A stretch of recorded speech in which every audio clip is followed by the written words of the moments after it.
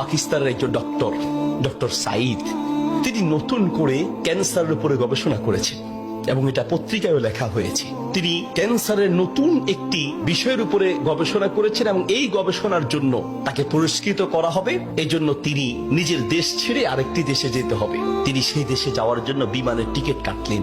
তিনি তার জীবনে দোয়ার যে ফল, দোয়ার মাধ্যমে যে কি করে অসম্ভব সম্ভব হয় তার বাস্তবতা তিনি নিজ মুখে বলছেন যে আমি বিমানের টিকিট কাটলাম, বিমানে উঠলাম, মনে বড় আনন্দ। দীর্ঘদিনের গবেষণার পরে আজ আমি পুরস্কার পেতে চলছি।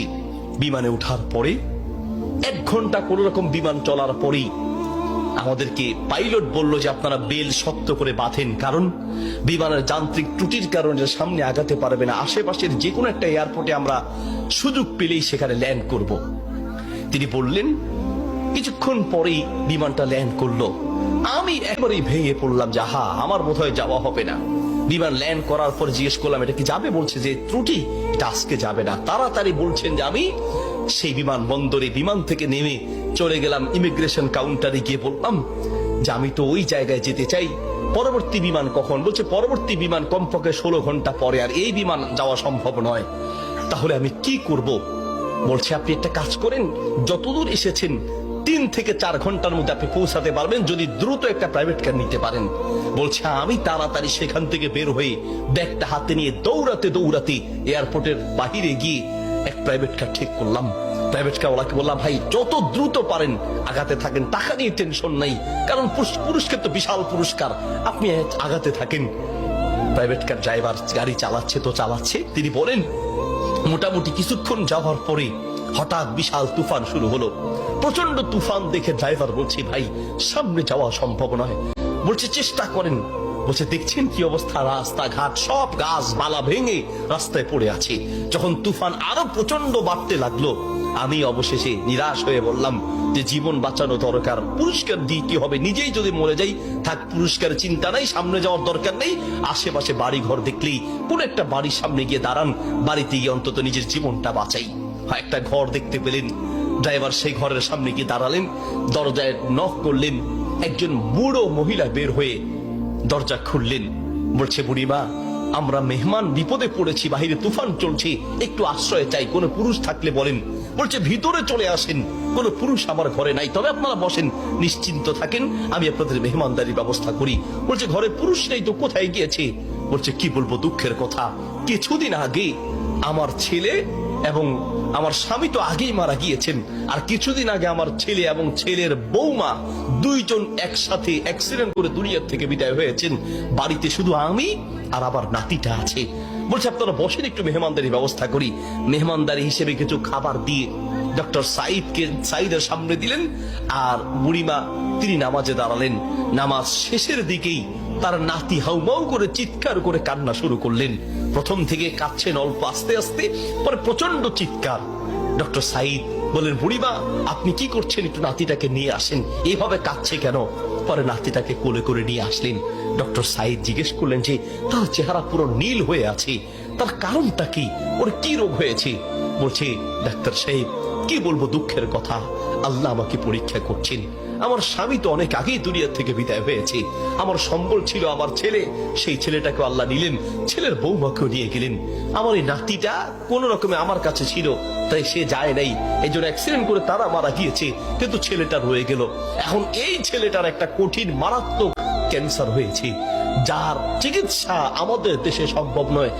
ডাক্তার সাইদ বলছে আপনি কি দেখিয়েছেন? বলছে হ্যাঁ, এটা নতুন ধরনের ক্যান্সার, এলাকায় যাকেই দেখাই সবাই একই কথা, আমাদের পক্ষে সম্ভব নয়।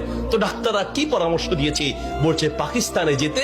পাকিস্তানে একজন ডাক্তারের নাম বলেছে, তিনি এই নতুন রোগের, এই নতুন ক্যান্সার উপরে তিনি গবেষণা করেছেন, তার কাছে গেলে নাকি ভালো হবে। ডাক্তারের নাম বলেছে। বলছে নাম তো বলেছে, কিন্তু ঠিকানা তো কিচ্ছু জানা নাই। কিন্তু আমার বিশ্বাস, আমি প্রত্যেক নামাজের পরে এবং সেজদায় গিয়ে আল্লাহর কাছে দোয়া করি, কারণ আমার বিশ্বাস মানুষের পক্ষে অসম্ভব হতে পারে, আল্লাহর পক্ষে অসম্ভব বলতে কিচ্ছু নাই। আল্লাহু আকবার।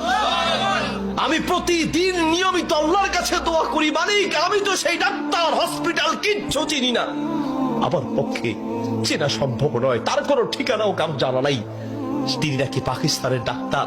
বুড়িমা বলেন তো সেই ডাক্তারের নাম কি? বলছে সেই ডাক্তারের নাম নাকি ডক্টর সাইদ, নতুন করে তিনি নাকি এই ক্যান্সার উপরে গবেষণা করেছেন।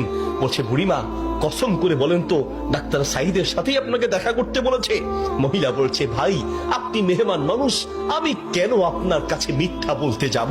ডাক্তার সাইদ তিনি নাকি নতুন করে ক্যান্সার উপরে গবেষণা করেছেন, আপনার বাড়ি কোথায়? ডাক্তার সাইদ বলল বুড়িমা আমি আপনাকে কসম করতে বলেছি এই জন্য যে আমি বড় অবাক হয়েছি, আল্লাহ যে বান্দার দোয়া কিভাবে কবুল করেন, আল্লাহ যে মানুষের দোয়া কিভাবে কবুল করেন, আমি এখন বুঝতে পেরেছি কেন আমার বিমান নষ্ট হয়েছে, আমি এখন বুঝতে পেরেছি কেন আমি প্রাইভেট কারে উঠেছি, আমি এখন বুঝতে পেরেছি কেন তুফান শুরু হয়েছে, আমি এখন বুঝতে পেরেছি লক্ষ লক্ষ বাড়ি ঘর থাকতে কোথাও না গিয়ে আপনার বাড়িতে কেন এসেছি, আমি এখন বুঝতে পেরেছি আল্লাহ বান্দার দোয়া কিভাবে কবুল করে। বুড়িমা আপনি যে ডাক্তার সাইদের জন্য দোয়া করছেন সেই ডাক্তার সাইদের কাছে পাকিস্তানে যেতে হবে না, টেনে টেনে তাকে আপনার বাড়িতে নিয়ে এসেছেন, আমি ডাক্তার সাইদ আপনার বাড়িতে উপস্থিত আছে। আল্লাহু আকবার। প্রিয় ভাইরা আমার, আসা আন তাকরাহু শাইআন ওয়া হুয়া খায়রুল লাকুম ওয়া আসা আন তুহিব্বু শাইআন ওয়া হুয়া শাররুল লাকুম। আল্লাহ বলে বান্দা শোনো, আমরা অনেক সময় দোয়া করতে গিয়ে আমরা অলসতা পেশ করি, অথবা অচেতন হয়ে যাই, অথবা দোয়া করার ক্ষেত্রে আমাদের ইয়াকিন থাকে না। কারণ হুজুর কত দোয়া করছি, কত বলছি আল্লাহর কাছে, কই না হুজুর আল্লাহ তো শুনে নেই, ঠিক না?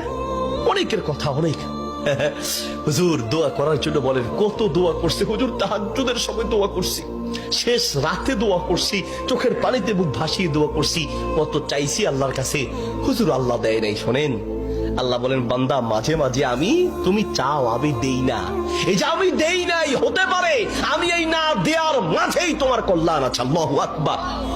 আমরা জানি না, হতে পারে ওই যে আল্লাহ দেয় নাই সেটার মধ্যেই আপনার জন্য কল্যাণ দিয়েছি। এই জন্য দোয়া করবেন, পান বা না পান দোয়া করে যাবেন।